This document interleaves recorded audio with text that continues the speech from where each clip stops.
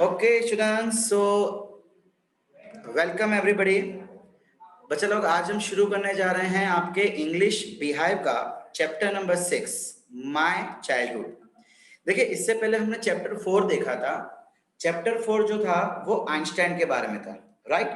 अब बच्चा लोग ये जो चैप्टर है ये डॉक्टर एपीजे अब्दुल कलाम के बारे में है। आप सब जानते हैं एपीजे अब्दुल कलाम कौन थे। He is the ex president of our India. So before you read, can you think of any scientist who have also been the statesman? अब वो क्या बोल रहा है, क्या आप ऐसे किसी साइंटिस्ट के बारे में सोच सकते हैं जो स्टेट्समैन का मतलब जो मिनिस्टर वगैरह या पॉलिटिक्स में भी आ चुका है, जो पूरे कंट्री का बहुत ही बड़ा आदमी बन चुका है। APJ Abdul Kalam whose projects in space, defense and nuclear technology guided India into the 21st century became our 11th president in 2002। 2002 में ये इंडिया के प्रेसिडेंट बने थे एंड ये 11th प्रेसिडेंट थे हमारे इंडिया के। एंड इन्होंने स्पेस डिफेंस मतलब आर्मी, न्यूक्लियर टेक्नोलॉजी, कई सारे फील्ड में कुछ ना कुछ अच्छे प्रोजेक्ट्स बना के दिए हुए हैं। In his autobiography wings of fire he speaks of his childhood. अब आपको मालूम है कि जितने भी बड़े बड़े आदमी होते हैं उनसे ऑटोबायोग्राफी लिखाई जाती है, यानी कि वो खुद अपने जीवन के ऊपर एक किताब लिखते हैं। सो उन्होंने उस किताब को नाम दिया था wings of fire.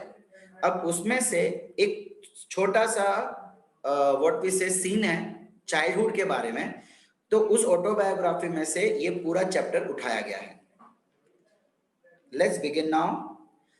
I was born into a middle class Tamil family in the island town of Rameswaram in the erstwhile Madras state. My father, Janulabuddin, had neither much formal education nor much wealth.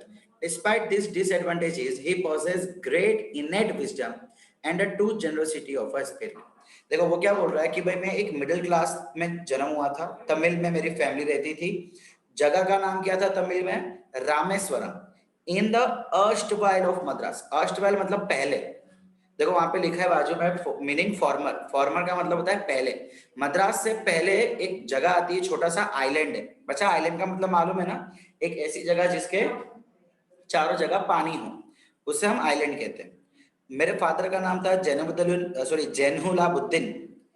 उनके पास ना ही ज्यादा education थी, ना ही वो पढ़े लिखे थे, ना ही वो उनके पास पैसा था, लेकिन उसके बावजूद वो एक ग्रेट इनेट विजडम मतलब कि अंदरूनी क्वालिटी उनमें बहुत थी। अंदरूनी क्वालिटी का मतलब दया भावना। इनेट विजडम, कभी भी कोई गलत काम नहीं करते थे, बहुत ही अच्छा नेचर वाले थे। And to generosity of spirit, कभी किसी को चीट नहीं करते थे, कभी किसी के साथ गलत नहीं करते थे। True generosity. He had an ideal helpmate in my mother, Ashiyamma. I do not recall the exact number of people she fed every day, but I am quite certain that far more outsiders ate with us than all the members of our own family put together. अब वो कह रहे हैं कि मेरे पिताजी को एक आइडियल हेल्पमेट मतलब उनकी जिंदगी बिताने के लिए, जिंदगी में मदद करने के लिए एक आइडल औरत मिली थी मेरी मम्मी के रूप में। मेरी मम्मी का नाम क्या है? आशिया माँ। भाई मुझे ये तो याद नहीं है कि मेरी मम्मी रोज कितने लोगों को खाना खिलाती थी। शी फेड, फेड का मतलब खिलाना। कितने लोगों को खाना खिलाती थी ये तो पता नहीं, लेकिन मुझे इतना पक्का मालूम है, क्वाइट सर्टेन मतलब मुझे मालूम है कि हम घर में जितने लोग खाना खाते थे उससे ज्यादा आउटसाइडर्स मतलब बाहर के लोग खाना खाते थे। I was one of many children, a short boy with rather undistinguished looks, born to tall and handsome parents. अब वो क्या बोल रहे हैं कि भाई मैं अब एक लौता बच्चा नहीं था। I was one of many children, मतलब मेरे और भी भाई बहन थे, मैं उनमें से एक था। मेरी हाइट छोटी थी। A short boy, undistinguished looks, भाई मतलब मेरे अंदर कुछ ऐसा खास नहीं था कि मेरा कोई चेहरा या ऐसा कुछ नहीं था कि भाई मैं सबसे अलग दिखूं। एक नॉर्मल इंसान जैसा ही मेरा जन्म हुआ था। Born to the tall and handsome parents. We lived in our ancestral house, which was built in the middle of 19th century. It was a fairly large pakka house made of limestone and brick on the mosque street in Rameswaram. अब वो क्या बोल रहे हैं कि हम हमारे पूर्वजों के घर में रहते थे। एंसेस्ट्रल मतलब कई सालों से ये हमारा घर था, हमारे पूर्वज भी इधर ही रहते थे। अब उनका घर कहाँ था? अच्छा, ये घर कब बना था? In the middle of 19th century, यानी कि तकरीबन आज से 150 साल पहले। अभी 21st सेंचुरी चल रही है, ठीक है, 20th century and middle of 19, यानी अप्रोक्सीमेटली 150 साल पहले वो घर बनाया गया था। एंड वो पूरे गांव में पक्का घर था। देखो आज तो सारे घर पक्के होते हैं ईंट के, लेकिन उस समय तो ऐसे मिट्टी विट्टी के हट बने रहते थे। बट ये कह रहे कि हमारा घर उस समय का पक्का घर हुआ था। किससे बना था? लाइमस्टोन एंड ब्रिक, ईंट से और लाइमस्टोन। लाइमस्टोन मतलब क्या होता है? वही चूना। लाइमस्टोन मतलब चूना, चूना का बना हुआ था। On the mosque street, mosque एक गली का नाम है, जैसे नरोड़ा रोड, पाटिया रोड, ऐसे हम रोड को नाम देते हैं ना, गलियों को, रोड को, वैसे वहां का नाम था मॉस्क स्ट्रीट। ऑब्वियसली वहां पे एक मस्जिद हुआ करती थी मॉस्क, इसलिए उस वहां का नाम पड़ गया था mosque street. My austere father used to avoid all the inessential comforts and luxuries. Austere, austere का मतलब एकदम साधारण से, साधारण, स्ट्रिक्ट कहते हैं ना भाई, एकदम रूल्स को मानने वाले भाई। साधारण थे लेकिन रूल कायदे कानून को लेके बहुत ही स्ट्रिक्ट थे। यूज्ड टू अवॉइड इनएसेंशियल कंफर्ट्स, वो ऐसी चीजों को हमेशा त्याग देते थे जिसकी जरूर नहीं थी। भाई एज पर एग्जाम्पल, मुझे प्यास लग रही है तो पानी पीना है, हम लोग क्या बोलेंगे? भाई कोल्ड ड्रिंक लेके दो यार, बहुत प्यास लग रही है ना? हम पेरेंट्स से कोल्ड ड्रिंक डिमांड करते हैं। वो क्या करते थे? भाई कोल्ड ड्रिंक की जरूर नहीं है, पानी की जरूर है, पानी दो मुझे, और कुछ नहीं। However, all the necessities were provided for in terms of food, medicine, clothes. In fact, I would say mine was very nice, secure childhood, both materially and emotionally. भाई लेकिन हमें किसी भी चीज की कमी नहीं रखी। खाना हो, दवाई हो, कपड़े हो, हमें सब कुछ दिया जाता था। मैं ऐसा कहूंगा कि मेरा जो चाइल्डहुड था वो बहुत ही सिक्योर, सिक्योर मतलब अच्छा था, किसी चीज की कमी नहीं हुई। बहुत मटेरियली, मटेरियली का मतलब सब चीजें मुझे मिली, कपड़े, खाना पीना सब मिलता था। एंड इमोशनली, इमोशनली का मतलब प्यार, मुझे प्यार मोहब्बत भी मेरे पेरेंट्स भाई बहन बहुत ही करते थे। Okay. The Second World War broke out in 1939 when I was 8 years old. For reasons I have never been able to understand, a sudden demand for turmeric seeds erupted in the market. I used to collect the seeds and sell them to a provision shop on Mosque Street. अब वो क्या बोल रहा है कि 1939 में suddenly second world war शुरू हो गया। मेरी उम्र उस समय कितनी थी? 8 साल की थी। For reason I have never been able to understand, पता नहीं क्यों, किस वजह से मार्केट में टर्मरिंड की बहुत ही नीड आने लग गई। अच्छा, टर्मरिंड क्या होता है? हल्दी, हल्दी वगैरह के बीच, नॉट हल्दी, इमली, ठीक है। टैमरिंड मतलब इमली, बोले पता नहीं इमली के बीज की बहुत मार्केट में जरूर शुरू हो गई, क्यों पता नहीं। तो मैं क्या करता था, मैं सीड कहीं से लाता था एंड प्रोविजन शॉप में बेच के आता था। A day's collection would fetch me the princely sum of 1 आना। और पूरे दिन काम करने के बाद, मेहनत करने के बाद मुझे कमाई होती थी कितनी? 1 आना की। 1 आना मतलब आप बोल सकते हैं 1 पैसा। पूरा दिन काम करते थे तब जाके सिर्फ 1 पैसा मिलता था। लेकिन बच्चे लोग, ये कहानी कब की है? 1939 की।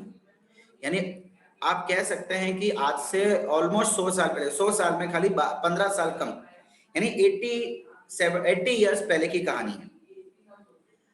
My brother-in-law Jalaluddin would tell me stories about the war, which I would later attempt to trace in the headlines in Dinamani. Our area being isolated was completely unaffected by the war. But soon India was forced to join the Allied forces and something like a state of emergency was declared. By my brother-in-law, brother-in-law का मतलब साले साहब, मेरे साले साहब थे मेरी wife के भाई, जिसका नाम था जलालुद्दीन। वो मुझे स्टोरी सुनाया करते थे। अच्छा यहाँ पे सॉरी, यहाँ पे साला नहीं, यहाँ पे जीजा, मतलब उनके बहन का पति था जलालुद्दीन। वो मुझे वार में, लड़ाई में क्या हो रहा है कहानी बताते थे, और वही चीज में अगले दिन पेपर की हेडलाइन में पढ़ता था। पेपर का नाम क्या है? दिनामणि। भाई हमारा जो एरिया था ना, बीइंग आइसोलेटेड, आइसोलेटेड मतलब काफी दूर था। मद्रास से पहले हम देखा था ना स्टार्टिंग में, तो इतना वो जहाँ पे युद्ध हो रहा था उससे काफी दूर था, इसलिए हमारे जगह पे ज्यादा फर्क नहीं पड़ा था। लेकिन बहुत ही जल्द इंडिया को प्रेशर आने लगा था एलाइड फोर्स ज्वाइन करने के लिए। बच्चे लोग आपने अपने एसएस में सुना होगा, India joined allied forces. Allied forces क्या थे? याद है ना? एक ऐसी फोर्स जो सेकेंड वर्ल्ड वॉर में ना ही टीम ए की तरफ थी ना ही टीम बी की तरफ, यानी कि न्यूट्रल है। तो इंडिया ने वो ट्रीटी साइन करने का आगे, the first casualty came in the form of suspension of the train halt at Rameswaram station. अब एक्चुअली इंडिया पे प्रेशर बनने लगा था। प्रेशर बनाने का सबसे पहला बोलते ना चाल चली गई, फर्स्ट कैजुअलिटी यानी पहली तकलीफ इंडिया को दी गई, क्या कि रामेश्वरम स्टेशन पे ट्रेन का रुकना बंद कर दिया इन the form of suspension of the train hold. Train hold, hold का मतलब रुकना। The newspaper now had been bundled and thrown out of the moving train on the Rameshwaram road between Rameshwaram and Dhanushkodi. That forced my cousin Samsuddin, who distributed newspaper in Rameshwaram, to look for a helping hand to catch the bundle, and as if naturally, I filled the slot. अब वो क्या बोले कि train रुकना बंद हो गई, तो अब जो न्यूज़पेपर जो ट्रेन से आते थे उनको बंडल बना बना के फेंका जाता था। कहाँ पे? Between Rameswaram and Dhanushkodi. दो स्टेशन थे, रामेश्वरम और धनुषकोडी के बीच में कहीं ना कहीं फेंका जाता था। अब मेरा एक भाई है, कजिन था शमसुद्दीन, जो पेपर बांटने का काम करता था। अब ऐसी आफत आन पड़ी तो वो मजबूर हो गया कि उसको कोई साथीदार चाहिए ताकि वो बंडल बना के फेंक सके और साथीदार उसको पकड़ सके। और naturally I filled the slot, मतलब वो कमी मैंने पूरी की। फिल द स्लॉट का मतलब कमी मैंने पूरी की। Shamsuddin help me earn my first wages. Wages मतलब कमाई, मेहनत की कमाई। भाई मेरे पहली मेहनत की कमाई शमसुद्दीन ने शुरू की। Half a century later I can still feel the surge of pride in morning in earning my own money for the first time. Half a century later I can still feel the surge. वो क्या बोल रहा है? Half century, century मतलब 100 years. बोले आज 50 साल हो गए उस बात को, लेकिन 50 साल के बाद भी I feel the surge of pride, मतलब मुझे वो भावना आ रही है प्राउड की कि मैंने मेहनत करके अपनी पहली कमाई कमाई थी। Every child is born with some inherited characteristics into a specific socio-economic and emotional environment and trained in a certain ways by figures of authority. I inherited honesty and self-discipline from my father. From my mother, I inherited faith in godness and deep kindness, and so did my 3 brothers and sister. वो बोले कि जो भी बच्चा जन्म लेता है वो कुछ ना कुछ इनहेरिट करता है। इनहेरिट का मतलब है अपने माँ बाप में या अपने पूर्वजों से कुछ गुण लेना, गुण अवगुण कुछ लेके आना। Into a specific socio economic, यानी कि सोशियो मतलब सोशियोलॉजी, मतलब कि आपका बिहेवियर दूसरे इंसान के साथ, आपका बिहेवियर डिपेंड करेगा आपके माँ बाप पे या आपके किसी पूर्वज पे, दादा दादी नाना नानी सगे चाचा सगे मामा, इन पे डिपेंड करता है। इमोशनल मतलब आप में फीलिंग्स नाम की चीज है कि नहीं, गुस्सा जल्दी होते हो कि नहीं, रोना जल्दी आता है कि नहीं। इकोनॉमिक मतलब आप अमीर है गरीब है, ये जितनी भी चीजें है ना आप सब अपने पूर्वजों से लेके आते हैं। एंड इस तरीके से ट्रेनिंग दी जाती है बच्चों को इन अ सर्टेन वे, मतलब पर्टिकुलर तरीके से। भाई आज का समय तो चलो बहुत फ्री रहता है, लेकिन आपको पता है कि आज 150 साल पहले पेरेंट्स इतना फ्री नहीं छोड़ते बच्चों को। तो एक पर्टिकुलर तरीके से सिखाया जाता था, तौर तरीके। Figures of authority, figures of authority मतलब कि अपने अपने बच्चों को। अब मैंने मेरे माँ बाप से क्या लिया है? आई inherited honesty and self discipline. पापा से मैंने ईमानदारी एंड अपने आप को नियमित रूप रखना है, ये मैंने मेरे पिताजी में से लिया। और मम्मी में से क्या लिया? भगवान में भरोसा रखना, faith in goodness, sorry not goodness, goodness, अच्छाई में भरोसा। भाई सबका अच्छाई करो, सबकी भलाई करो, दया दिखाओ, काइंडनेस। और यही चीज मेरे भाई बहन ने भी लिया था। I had 3 close friends in my childhood, Ramananda Shastri, Arvindan and Shiva Prakasan. All these boys from orthodox Hindu Brahmin families. As children, none of us ever felt any difference amongst ourselves because of our religious differences and upbringing. In fact, Ramananda Shastri was the son of Pakshi Lakshman Shastri, the highest priest of the Rameshwaran temple. Later, he took over the priesthood of Rameshwaran temple from his father. अब देखो वो क्या कह रहा है कि बचपन में मेरे 3 दोस्त थे, रामानंदन शास्त्री, अरविंदन और शिव प्रकाशन। ये तीनों बच्चे हिंदू ब्राह्मण में यानी कि हिंदू ब्राह्मण फैमिली से बिलोंग करते थे एंड इनकी फैमिली ऑर्थोडॉक्स थी। ऑर्थोडॉक्स का मतलब छोटी सोच वाले। छोटी सोच का मतलब है नैरो माइंडेड, के भाई नहीं ऐसा नहीं होना चाहिए वैसा नहीं होना चाहिए, जनेऊ कंपलसरी है, मुसलमान के साथ नहीं घूमना, ये नहीं करना, वो नहीं करना, नॉनवेज नहीं खाना, एकदम स्ट्रिक्टली धर्म को स्ट्रिक्टली फॉलो करने वाले लोग थे। एंड सोच उनकी छोटी थी, उसको कहते हैं ऑर्थोडॉक्स। लेकिन हम तीनों बच्चों में कभी भी ये डिफरेंस दिखा नहीं। भाई हमारे धर्म अलग थे, हमारा तौर तरीका अलग था, लेकिन हम में कोई फर्क आता नहीं था। बल्कि जो रामानंद शास्त्री था ना, वो तो लक्ष्मण शास्त्री का लड़का था, बेटा था। अब लक्ष्मण शास्त्री एक मंदिर के बहुत ही बड़े पृष्ठ थे, मतलब साधु, साधु पंडित होते ना, बहुत ही बड़े पंडित थे। Letter he took over the प्रिस्टहुड, और फिर उसके पापा के बाद उन्होंने ये प्रिस्टहुड, उन्होंने ये पंडित, मतलब पंडित की पदवी रामानंद ने खुद ले ली। Arvindan went into the business of arranging transport for visiting pilgrims, and Shiva Prakashan became a catering contractor for the Southern Railways. अब वो क्या बोल रहे कि अरविंदन जो था वो अरेंजिंग ट्रांसपोर्ट, जो वहां पे लोग बाग पिलग्रिम, पिलग्रिम मतलब यात्रा, यात्रा के लिए जो लोग आ रहे हैं उनके लिए ट्रांसपोर्ट अरेंजमेंट में शुरू हो गया। और शिव प्रकाशन एक कैटरिंग कॉन्ट्रैक्टर, मतलब वो खाना बनाने वाला था ना, कैटरर्स, उसके बिजनेस में चला गया। एंड सदर्न रेलवेज में खाना पकाने का काम वो किया करता था। ठीक है बच्चा लोग। During the annual Shri Sita Rama Kalyanam ceremony, our family used to arrange both boats with a special platform for carrying idols of the Lord from the temple to the marriage site, situated in the middle of the pond called Rama. अब वो क्या बोले, देखो उनके वहां पे ना एक बहुत ही बड़ा प्रोग्राम होता था साल में एक बार, श्री सीता रामा कल्याणम सेरेमनी, प्रोग्राम का नाम था। एक्चुअली नाम से साफ मालूम पड़ रहा है कि ये हिंदुओं का त्योहार था, लेकिन इस त्योहार में एपीजे अब्दुल कलाम की फैमिली, जो कि मुसलमान थे, उनकी फैमिली एक बोट अरेंज करते थे। उसमें एक प्लेटफॉर्म, प्लेटफॉर्म मतलब एक जमीन इस तरीके की बनाते थे बोट के अंदर कि वो भगवान रामा की मूर्तियों को, आइडल ऑफ लॉर्ड, आइडल्स मतलब मूर्तियों को एक प्रॉपर तरीके से ले जा सके। कहां पे? एक मंदिर में, which is situated in the middle of the pond. Rama करके एक पॉन्ड था, उसके बीच में ले जाते थे। तीर्थ which was near our house, events from the Ramayana and from the life of prophet were the bedtime stories my mother and grandmother would tell the children in our family. अब वो क्या बोले, तीर्था which was near our house। अब sorry ये पहले का continuation था। जो मंदिर है, सॉरी जो पॉन्ड है, उसका नाम था राम तीर्था, जो कि उनके घर के काफी नजदीक था। अब वो बोले कि रामायण और प्रॉफिट, प्रॉफिट मतलब कि जो बड़े बड़े लोगों की जो कहानियां होती थी ना, वैसी कहानियां मेरे मम्मी, मेरी दादी हमारे घर के बच्चों को रात को सुनाया करते थे। बेड टाइम स्टोरीज, सोते समय स्टोरी होती थी ना, आज के समय भी स्टोरीज होती है, Facebook stories, WhatsApp stories, Instagram stories.